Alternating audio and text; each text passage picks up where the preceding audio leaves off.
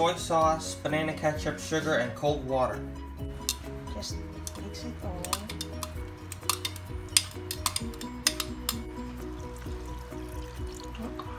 Ketchup. If you don't have banana ketchup, you can just use regular ketchup. Sugar. You can put lots of sugar there. And then water. Maybe not that much. Then mix it together. Oops.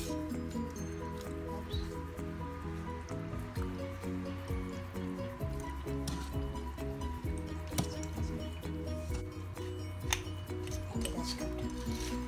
Marinate it overnight. Oops. Yeah. Marinate it overnight.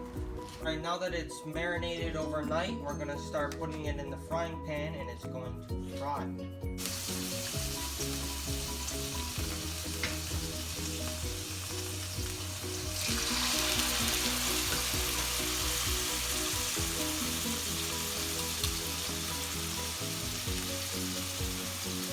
And after simmering for about 30 minutes, this is what it looks like here.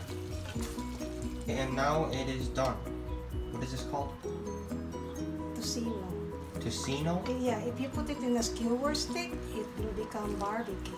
Oh. It's the same, you know.